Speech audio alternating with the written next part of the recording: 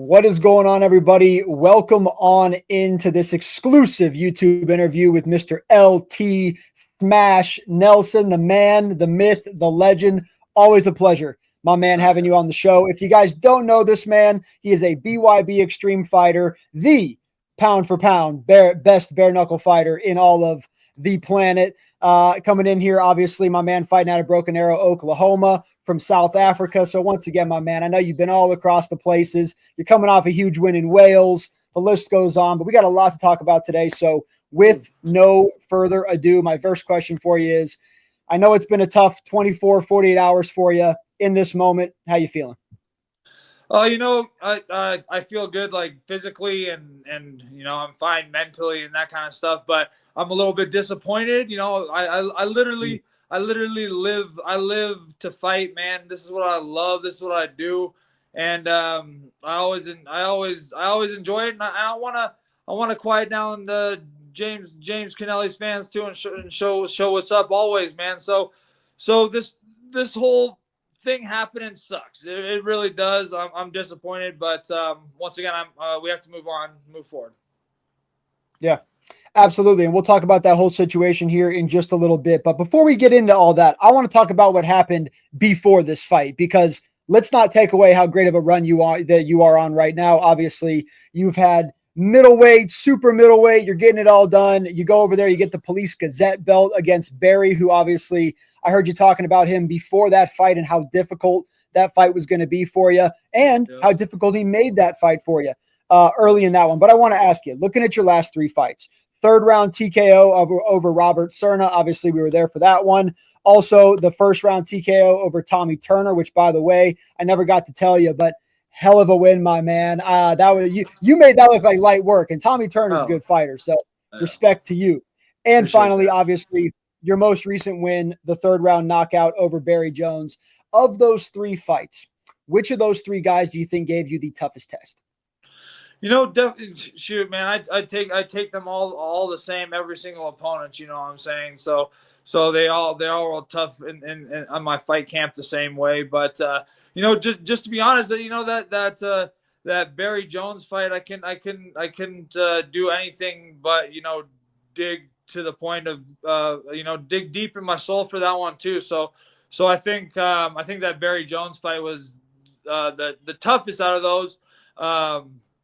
And tough in different senses, but I definitely dug deep on that one and took some big shots at the start to move forward to the win. Yeah, and I saw you talking about that fight. I wanted to ask you about it. Obviously, we've kind of seen you come out in fights, and last time I talked to you about it, I had asked you, do you like to go out there and start early and get blowing, or do you like to kind of take your time? And you were like, dude, I don't care. If he wants to take his time, I can go 5-6 rounds. I'm cool with that. And you also said if they want to come out swinging, shout out Tommy Turner, let's swing. You know what I'm saying? Yeah. So with all that said, though, I heard you say Barry was hitting, and he was hitting hard. And then you kind of had to make it dirty. You kind of had to get in that clinch, start doing what you were doing. Yeah. Walk me through that a little bit. I mean, as a fighter, what did you learn about yourself in that fight? And coming out of that fight, is there anything moving into the next fight that you think you learned in that Barry fight? Just like right at the start there, I was trying to worry and do a little bit too much, like going off of reaction speed and different stuff, like trying to like time him coming in, and I get my flow and my reaction, my timing off of movement and like understanding the flow and like feeling the whole ring out and moving around and finding my own flow in the game, if that makes sense. Like the natural music in my mind that's going on that makes me throw down the way I do, and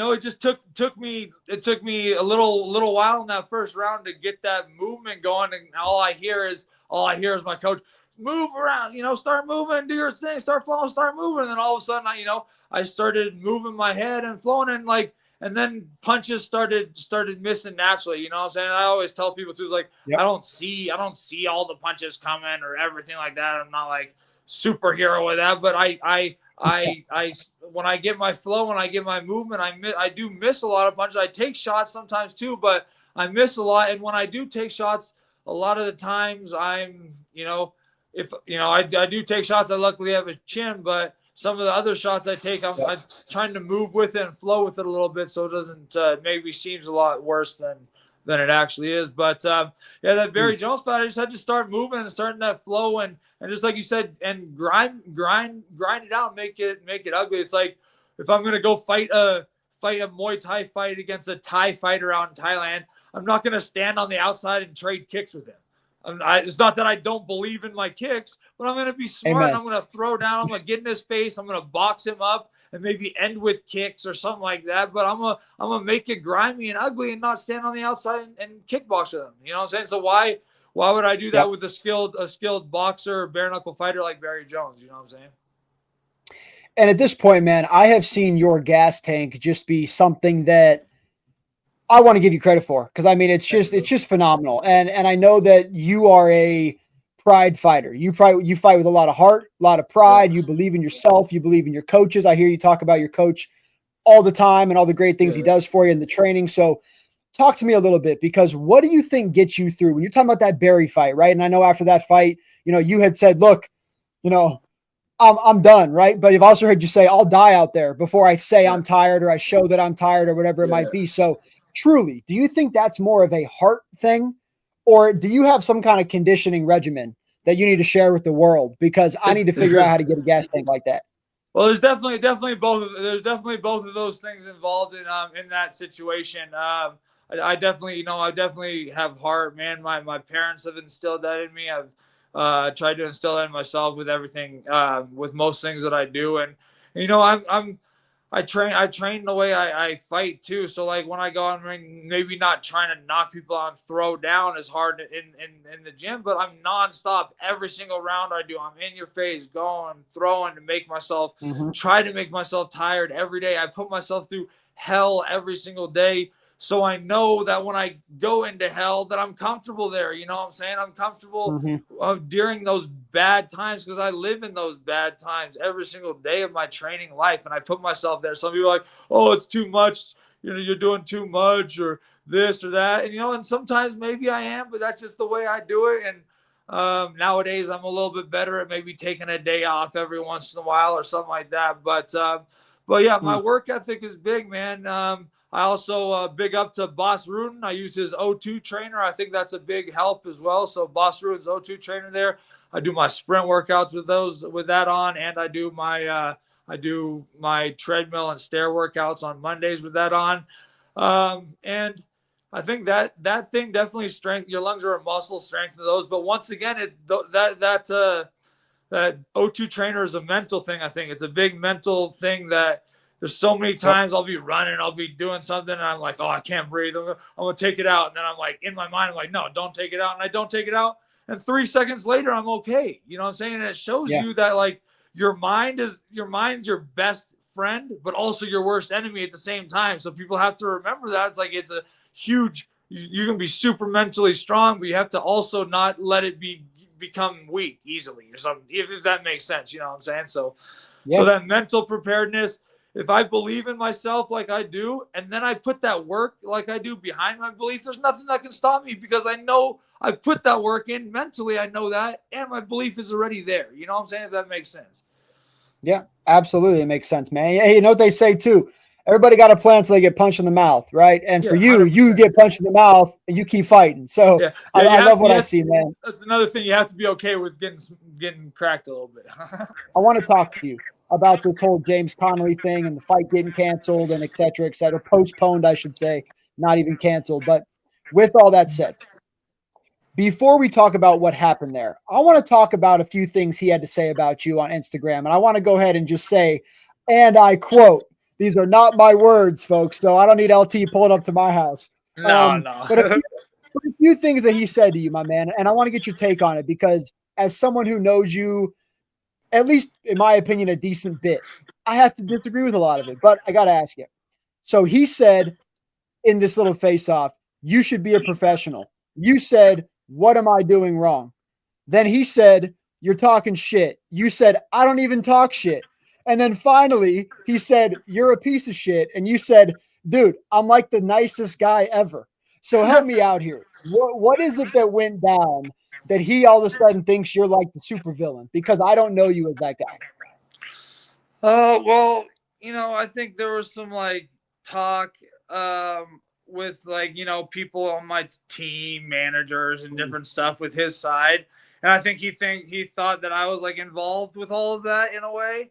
I think at the mm, start and then another big thing was the first time I went out or when I went out to London, England, BYB asked me to do something for them and they gave me questions to go around to the British folk and ask them. And I have respect for all those people. I have respect for every human, man. I'm like, I'm not a disrespectful person. And every time, hey, before I did all these interviews and these questions, some of the questions weren't the nicest questions to English people, right? And they gave it to me to ask because I was like, I'm not worried about it. I'll ask them the questions and get the answers, right? And so I go to people. I was very respectful, and I go to people and I go, hey, man, I'm just letting you know. If you don't want to answer this, you don't have to. You might want to punch me in the face, whatever it is, but I'm going to ask it. It's a question I'm going to ask. And if you don't like mm. it, don't answer it or answer it, whatever it is. And that's what happened. And I asked the question. It was cool. Everyone was nice. It was funny. It was whatever. And like some of the questions were like, why are the English so dumb? Or like it's like stuff that's not nice, or obviously, but obviously just like joking around and different crap with people. You know what I'm saying? Before the fight, representing the U.S. and England. That's what we were doing, and I think he took that as me. Like I wrote those questions. I wanted to go ask these people that, and then my Mm. manager is talking crap too, and other things like that. And that's what should have. My people stand up for me. I don't do much stuff on there like talking wise. So the people that believe in me and whatnot, talk help me stand up for myself online. You know what I'm saying? Yep. No, and my favorite one was after all that when he said when your response was, "Dude, I'm like the nicest guy ever." That's all I've known you as. And so when you Yeah. said that, I was like, "That's what I thought too, man." But hey, it's the fight game, right? So it gets kind of nasty sometimes, but that makes more sense. I appreciate you kind of explaining where that came from because I didn't see the lead up to what pissed him off so much. But unfortunately, this fight that had so much hype behind it that everyone was so excited for, unfortunately, at this point is postponed. I know you posted on your Instagram. If you guys don't follow him on Instagram, you can find him out there at LT Smash 7 there on the bottom of the screen. But my man, if you can explain just a little bit, just elaborate a little bit kind of on what happened. Are we going to see this fight? Is it going to happen? Maybe how long we have to wait for it? What are you thinking here? Man, like I said, the fight's happening, man. The fight's happening. Now there's even a little like I don't hate on many people or have any animosity to people, but now I got a little bit of animosity, man. I got just a little bit of like tension now. I'm like, man, this fool like I'm you know what I'm saying? Every time I do something or think that he's like okay or this or that, just some sort of shisty feeling I get or something like that. But nothing against Mm-hmm. him, nothing against his people. I'm here to fight, and I'm gonna do what I do in the ring, in the trigon, whatever they want to do next fight. But make sure it's a 6 round fight for a title belt. So we're signing it for 6 rounds. It's going to be 6 rounds. Nothing to change it. Nothing to do something like that. That's what it's going to be. And hopefully it's soon. I know both of us are down to fight right away. I'm down to fight right away. We wanted to fight this fight, but once again, it's a 5 round fight. So I said my belt isn't on the line because it's not a 6 round title fight. And his side wouldn't take a fight without it being a title fight. I got the belt. I feel like I get to make a little bit of decisions and a little bit of the choosing. I've always done things that people want to do, and I chose this time for the benefit, I think, of my own career and moving forward and letting people know that I'm serious about what I say and what I do and representing myself properly in this game. And meaning like I'm sticking to the word. I signed a fight for a 6 round title fight. Now the fight got changed. Now it's only 5 round fight. Third time it's happened to me out of 9 fights already in bare knuckle. The third time they've changed the rounds on me. And so Mm. this time I'm not letting it happen. I said, yeah, I'm down to fight 5 rounds for sure. But if we're fighting 5 rounds, it's not going to be a title fight. And I even put a stipulation in there and said that they could even get an immediate rematch, win, lose, draw, whatever it is, an immediate rematch for that belt. But their side, whatever their reasons are, I don't know. I can't determine that. But their side said they didn't want the fight unless it was a title fight. So I'm sorry to say, I'm not doing another 5-round title fight, BS crap. If it's a 5-round fight, it's not for a title. I love it. Let's fight. I want to fight every single day of my life. But it's not for a title. It's not 6 rounds. Like say what you want. So you're scared there's 3 minutes left. No, it is the principle of it for me. And I'm moving forward in my life. I've gotten better. I've reached new heights. I got myself a house. I'm doing things. I'm growing up a little bit. And one of those things for me is sticking to my principles and sticking to my guns and how I feel. And if people don't respect that or understand it, I'm sorry to say that's on them. And I got my own reasons for what I do. But just so they know, I wanted to fight as well. But if we're doing 5 rounds, it's not a title fight. That's all I have to say. Mic drop, folks. That's all you need to know. But my man, look, we are looking forward to that one. I'm actually hoping it's in a pretty decent location at the new fight, because I'd love to come on out and see that fight. But I do want to ask you, obviously, just saw you fight in Wales. We've seen you fight out here in Denver. I know that there's stuff that goes down in Albuquerque. What's been your favorite place to fight so far in your BYB career? Well, Shay, you know Denver. Denver's my old home, man. So like, I just love going back home just to see friends, family, just the air up there, everything up there. I love Colorado, but I can't lie, man. That Wales fight was a different kind of atmosphere, different kind of vibe, different kind of feeling. The venue was a little different, smaller, but like the way they set it up and the way they had it. Big up to BYB, big up to the people on Wales for doing it like that. Because once that, I had iffy feelings when I first got to the venue, and then when they set it up, when the fight happened, just like the energy over there, the feeling felt like probably how some of their soccer matches are, their football matches are out there, whatever you want to call it. Just the energy of the crowd is almost like lifts us up as fighters, which it does in a lot of places all over. It was just a different kind of energy out there, what I'm saying, which is cool. And speaking of different kind of energy, you seem to be the crowd favorite whenever you fight, obviously, in the States. So let me ask you, do you think part of the excitement was kind of being the villain and walking into Wales kind of as the guy that nobody liked there?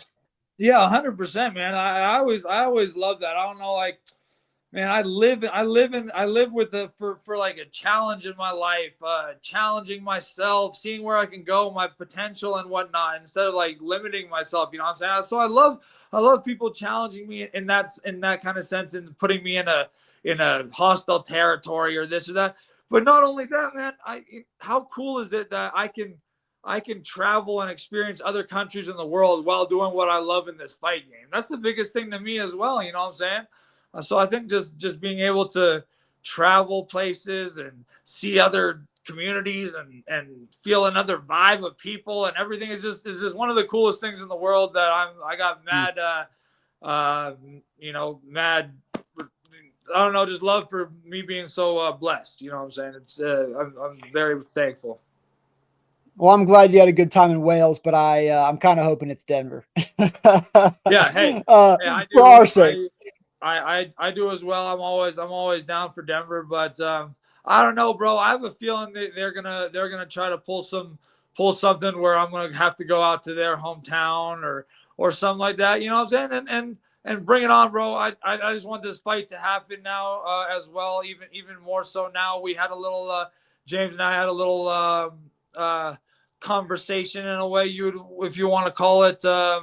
In the lobby this morning. I went afterwards. I went to the front desk and apologized a little bit because we got a little heated, and I think they didn't like it. Maybe wanted to kick us out. But we calmed down, separated ways. But like I'm a if this makes sense, I'm like I'm down with some confrontation, but I'm a non-confrontational. I don't like to like stare you in the eyes and start some shit, because if I'm staring you at the eyes and we're looking, we're probably gonna scrap. But I'm down to fight. I'm not a great crap talker or this or that. It's like it's either going down or it's not, and that's how I've been. So we're downstairs talking and doing our thing, and like I might not be like looking at Connelly right in his eyes while I'm talking about him and about the situation, because in my mind, I just don't like that shit. I don't like looking at, like, because if I'm staring at you, I'm like, bro. And as soon as he talks some crap like, oh, he can't even look me in my face, and I'm like,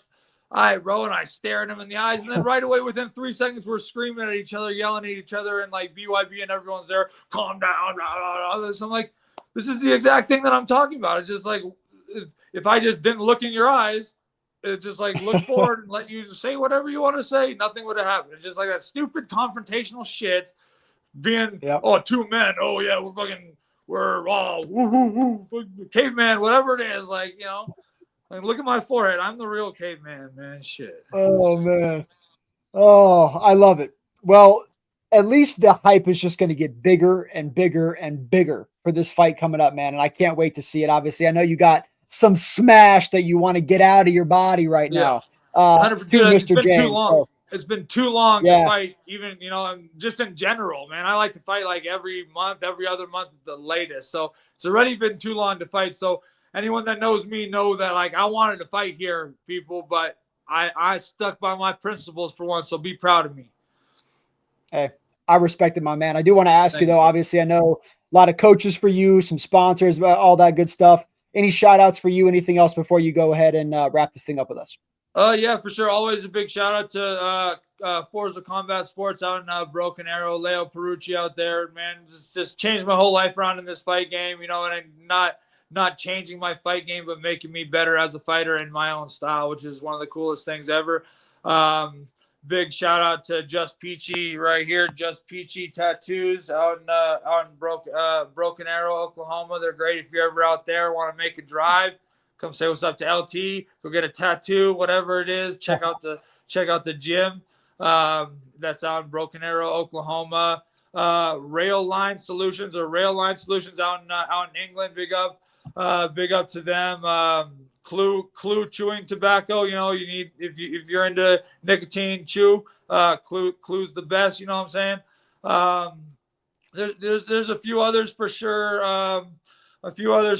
But off the top of my head right now, that's what I can think about. Oh yeah, my dad's company, the best company in the world for growing anything from home, like backyard grass to smoking grass to flowers to vegetables to anything in this world. yieldplus.com. Check them out. And yeah, just much love to you guys too, man. Much love to you guys. Thanks for letting me speak a little bit of, you know, get a little bit out of what I believe is the truth, you know what I'm saying? In my eyes, and what happened in my eyes, and you know, to each their own from now, man, you know what I'm saying? So appreciate you letting me say what's up. Absolutely, brother. We appreciate you as always, guys. One more time, you can find him at LT Smash 7 there on Instagram. Gonna have a lot of fight news coming for you soon. He's always posting some great content, so make sure you guys give him a follow, my man. As always, we really appreciate your time. Every single time we get to talk to you, it's our pleasure. So hopefully when that James fight does get announced again, we can go ahead and chat a week or two before that one as well. But hey, until next time. Yeah, I'm saying bigger and better, and this fight's going to be even bigger and better, and so will the future after that. I'm telling you. I promise everyone. You've never let us down, my man, so I can't wait for it. But hey, guys, there you go. Laurent T. Nelson, my man, appreciate you. Take care, and folks, we'll see you in the next one.